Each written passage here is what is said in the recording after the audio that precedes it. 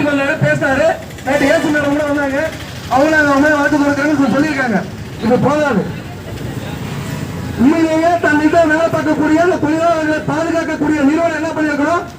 1/2 மணி நேரம் வண்டி நிறுத்தாங்க. அப்படியே இந்த அரசுக்கு காவல்துறைக்கு அவங்க கண்டனத்தை தெரிவிச்சிருக்கணும். இதை போக்குவரத்து ஊர் சம்பந்த பிரச்சனை. ஒரு பொதுமக்களுக்கு சர்வ ஓட்டுவரை நடத்தினாரோ அவங்களுக்கு ஊருக்கு பாதுகாப்பு இல்லை.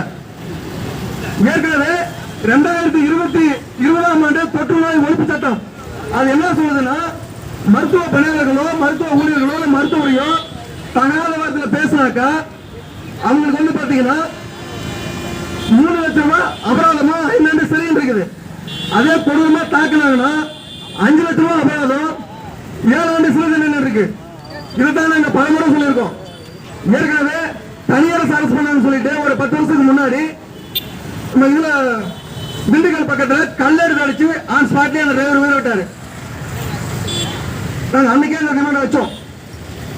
போக்குவரத்து தொழிலாளர் தாக்கப்படுறது தடுக்கிறதுக்கு தனி சட்டம் ஏற்கனவே சொல்லிட்டு இப்போ ஒரு 4-5 மாசம் தொடர்ச்சியா தாக்குறோம். ஒரு மாசத்துக்கு 3 கேஸ் மாதிரி வருது.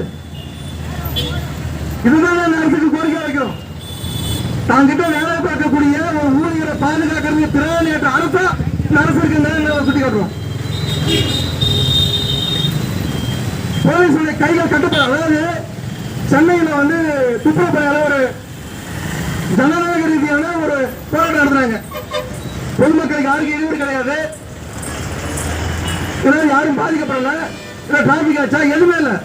அவங்க எந்த இடத்துல பணிபுரிகிறார்களோ அந்த பணிபுரியக்கூடிய மாநகராட்சி அலுவலகத்துக்கு முன்னாடி அமைதியான முறையில் போராட்டம் நடத்துறாங்க. இன்னைக்கு போக்குவரத்து தொழிலாளர்கள் இன்னைக்கு அந்த பணிபுரிய முன்னாடி ஒரு அமைதியா ஒரு ஓரமாக உட்காந்து போராட்டம் இது பண்ணிருக்காங்க. ஒரு காத்திருப்பு போராட்டம். இது மாதிரி தான் அன்னைக்கு அந்த தொழிலாளர்களும் அந்த போராட்டம் ஈடுபட்டாங்க. ஆனா இரவோடிகளா காவல்துறை பெண்களை பாராம அடிச்சு தோசை நிறுத்திட்டு போனீங்க. அந்த வீரத்தை இன்னைக்கு ரவுடிகிட்ட காமிச்சிருக்கணும். நாங்க இதை தான் வலியுறுத்துறோம். சிஐடி வலியுறுத்துது. அந்த ரவுடிகளை நீங்க அரசு பண்ணல, அது மாதிரி என்ன நடவடிக்கை எடுத்திருக்கீங்க? தொழிலாளி கேட்கிறோம், தொழிற்சங்க கேட்கிறோம், பதில் சொல்லுங்க. ஏற்கனவே ஒரு 6 மாசத்துக்கு முன்னாடி கூட பாத்தீங்கன்னா ஓமனுக்கு பக்கத்துல 4 குடிகாரங்க இதேதான் வண்டியா அடிக்கிறாங்க. ஏப்பா வண்டி அடிக்கிறேன்னு சொல்லி கேட்கறாங்க. அதுக்கு டிரைவர் கண்ட போட்டு அடி அடிச்சு பெரிய பிரச்சனை. இது எங்கேயோ நடக்கல, தொடர்ச்சியா இப்ப சேலம் மாவட்டத்தில் இருக்கு. அப்ப சேலம் மாவட்டத்தில் இருக்க காவல்துறை என்ன செய்யுது? இந்த போக்குவரத்து கழகம் இந்த தொழிலாளர் பாதுகாப்பு என்ன நடவடிக்கை எடுத்துக்கிறது எங்களுடைய கேள்வி. உடனடியாக தமிழக முதல்வர் இந்த விஷயத்தை தலையிடணும்.